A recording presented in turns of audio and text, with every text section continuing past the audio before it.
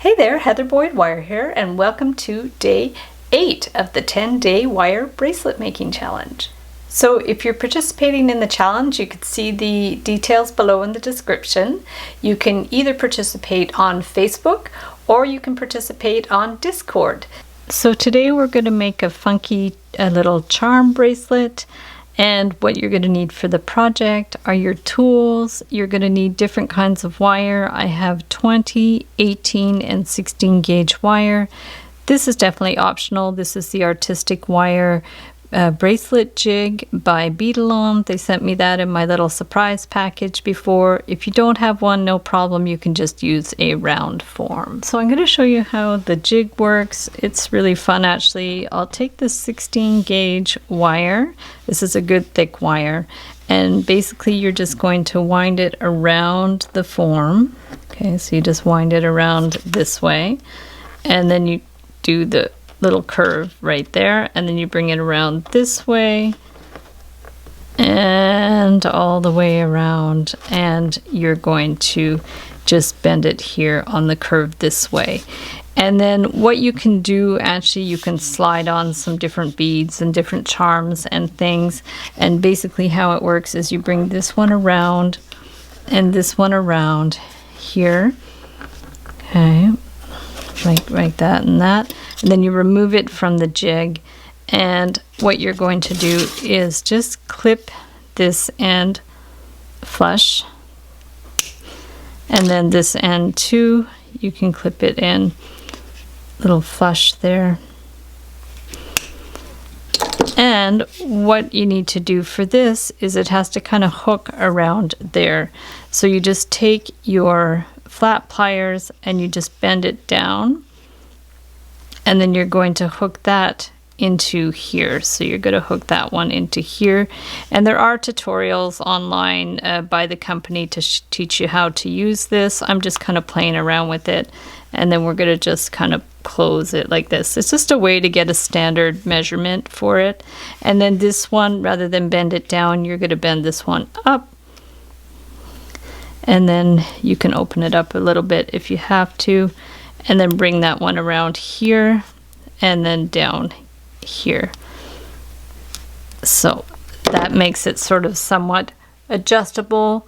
And I've seen other designs where they've like hung little beads and charms down in this part, or you can hang them around this part here. Like I said, it's adjustable. The other thing you can do is actually wind this around a little tighter so it doesn't move around so much.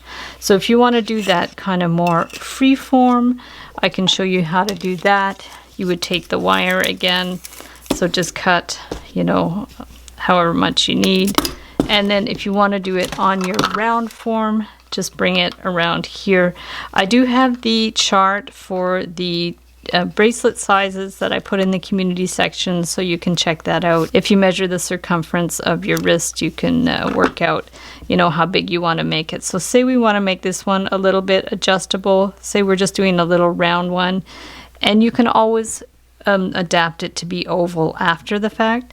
So what I could do here is just take this, bring it up, and then hold it with these pliers. If you have trouble with your pliers scratching, you can almost stick like a little piece of cloth in between the little heads there. Otherwise, you can get the plastic coated pliers as well, the nylon coated. So if you find you need it more secure, just wind it around a few times here. You could totally do that, and then that way it is a little more secure. So we're going to wind it around here. Rather than just doing the one loop, we can wind it around a few times. So if we go around like that, okay, and then that one up that way. I probably should have cut it longer because otherwise it's a little bit hard on the fingers to bend it. And this is 16 gauge wire, so it is quite thick. So we're just going to push those ones in here, and then this one you can just bring it in a little bit, and you can always file it a little bit with a file if you need to, and bring that one in there. And then you see it will still be adjustable, but it won't be so slippy, right? So then you can, if you need to, you can just push this around here and push this around here to get the shape how you like. And so you can play around with that as well. So these are like two kind of basic shapes for the adjustable bracelets. And then I'm going to show you how I would like to do the charm bracelet. Is I'm going to put a few loops on it so the charms will be spaced out. Otherwise, you can definitely put a charm, a bead, a charm, a bead, and all that just to space them out. And you could even put little crimpers on here to crimp the beads in place. So if you want to make the bracelet where there's like little loops to hang the charms, we're just going to start with the 16 gauge wire and bring this one around here. Okay, and then we're just going to measure it, and every ½ inch we'll just do another loop. So we're just going to bring it around like every ½ to 3/8 of an inch. I like to do 5 loops. It's just nice to have an uneven number. I like when things are a little more symmetrical. So we're just going to go around here. The other alternative for this project is if you want to do like an actual charm bracelet and dangle these charms from a chain, you can definitely do that too. There's many possibilities for this. I just wanted to do something a little bit different because I've already done something before that was more like a traditional charm bracelet. So it's always nice to change it up a little bit. And we're just going to bring this one around, and then we're going to have our 5 little circles to hang our charms from. So there we go. We've got that. And then what you can do from there is bring it onto this little template, or if you want to use the printouts and just trace the printouts, that's totally fine too. So we'll just start it around like this. We want this to be kind of a curved shape. Now we're going to bring it onto the little template. Here's our little piece with the loops that we've started to curve into shape. We're going to bring it on here. If you want to trace the template, print out the template that I made, you can definitely do that as well. So make sure this is somewhat centered. Just bring it around to there. And we're going to bring this one around here. And then this one we're going to bring around to the other side. So we just want it somewhat centered. Bring that around and like that. So this is sort of your basic shape, and like I said, you could definitely trace it on the template as well. And then we're going to bring this one in. I probably should have cut my wire a little bit bigger. It would have been easier to work with. Sometimes it's easier to work with when you have a little bit more sort of wiggle space at the end. So we're just going to cut these flush in there, and then this one too, we're going to cut it flush, and then we can just bend this one kind of up, bend that up, and then open it up if you have to. So we'll just bring that one onto the wire here, and then you want to close it up. So we're just going to close up that little loop. Okay, push it in a little bit. And then this side too, this one we bent down, so we're going to bend this one up around there and open up this loop a little bit, and we're just going to stick it in here and then close it up. So we're going to close that one up and pinch it in a little bit here. Perfect. Excellent. So I'm just going to twist this around so that's down that way. Perfect. And then this one we're going to twist around that way. And like I said, there's tutorials on how to use these jigs. Otherwise, you can just trace the template I have and do it that way. So there we have sort of the basic shape, and then when you put it on, it can kind of open and close a little bit. So you have a little bit more flexibility to get it over your wrist. And then from there, we can just make some little charms. So there's many different kinds of charms you can do. I thought it'd be fun to do like a letter. So I'm going to go ahead and do just the letter B on here. So I'm just going to take the 20 gauge wire, and don't make it too big, otherwise it's just not going to fit well on the charm bracelet. So we're just going to go around here, and I'm just going to do a stylized B. And I have the tutorials on how to do all the letters. I'll link it up below as well. But we're just going to bring this one around here, and I will bend this one around, and then that's going to be the first charm. So we're going to clip that. So say for example you want to put that on a jump ring, you would just do the loop parallel to the letter itself, bring that around, and then we'll just clip it, and then we're going to add it after to the jump ring with the jump ring. So I'll just put that one at the side. But say you're going to do the treble clef here, we're just going to take this and just not make them too big. I think if they're going to be a charm bracelet, you don't want them to catch on anything. I do have a little hack on how I make the treble clefs. Basically, I just start the outside shape kind of like that, and then I have this sort of little mini, I call it my magic trick when I work with kids. So I start like that, and then I just like kind of push it in, and it's like abracadabra, it's a treble clef. So we're just going to go like that, bring that in, pull it in a little bit more, and then wind this around to the back and clip it off. I'm making these quite small. I really don't want them to catch on things for the bracelet.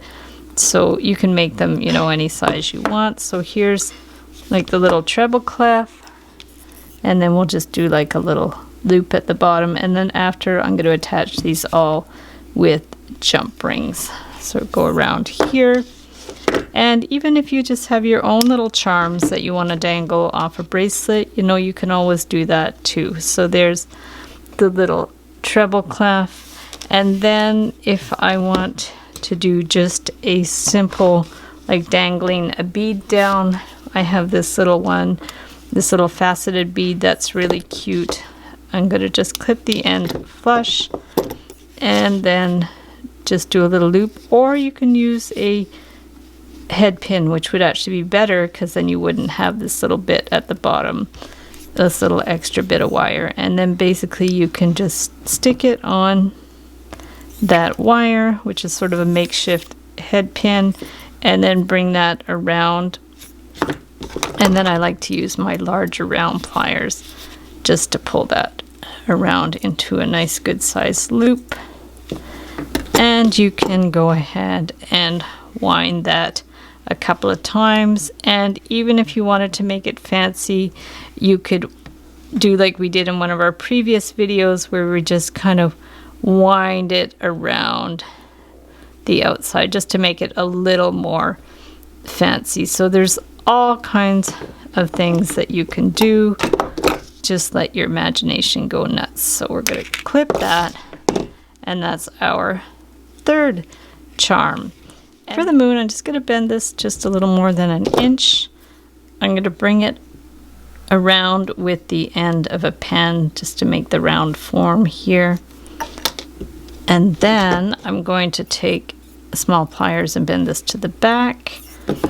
And then we want to bend it in again. So we're going to just bring it, start it like maybe like that.